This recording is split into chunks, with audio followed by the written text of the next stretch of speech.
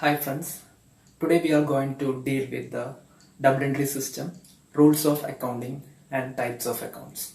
First of all, we are going to deal with the topic double entry system.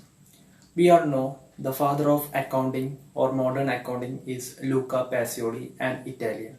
He proposed the double entry system of bookkeeping.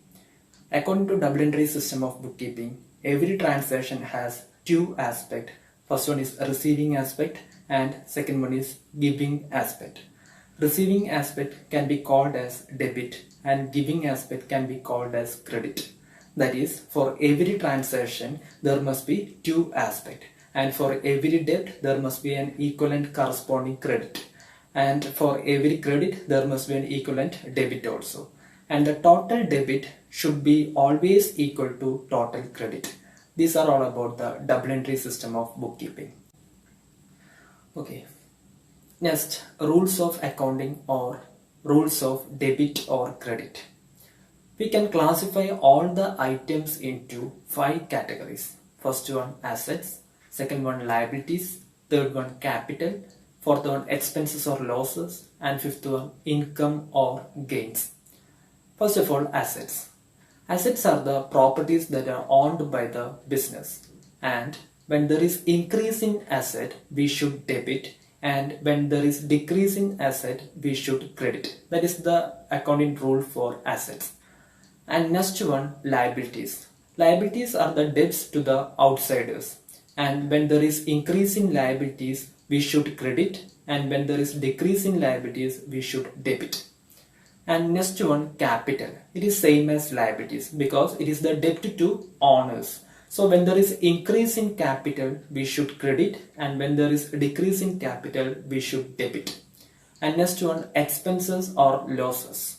When there is increase in expenses or losses we should debit, and when there is decreases in expense or losses we should credit. And next one, income or gains. When there is increase in income or gains we should credit, and when there is a decrease in income or gains we should debit. These are all about the rules of accounting or debit or credit rules. And next, the types of accounts. The accounts can be classified into real account, nominal account, and third one, personal account. First one, we can look what do you mean by real account. Real account are the accounts of assets. So all the assets account can be called as real accounts. And next one, nominal accounts. Nominal accounts are the accounts of income, revenue, gain, expenses or losses. So these items accounts can be called as nominal account. And next one, personal account. So these are the accounts that is related to persons, and these personal account can be classified into 3 types. First one, natural persons account, second one, artificial persons account, and third one, representative persons account. First one, natural persons account. So natural persons account are the accounts of human beings. For example, Rahul account, Danesh account, Ansel account. So these are the persons or these are the human beings. So such a human beings accounts can be called as natural persons account. And next one is artificial persons account.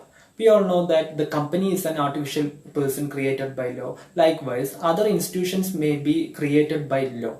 So these institutions accounts, that is companies accounts, partnership firms accounts, cooperative societies account, and other institutions account can be called as artificial persons account. And next one, representative persons account. These representative persons accounts are those accounts which are indirectly representing the persons. For example, outstanding expenses account, outstanding income account, prepaid expenses account, prepaid income account. So these are the accounts that represents a persons, that is on an indirect basis. Such accounts can be called as representative persons account. That's about today's class. Thank you, and please don't forget to like and subscribe my channel.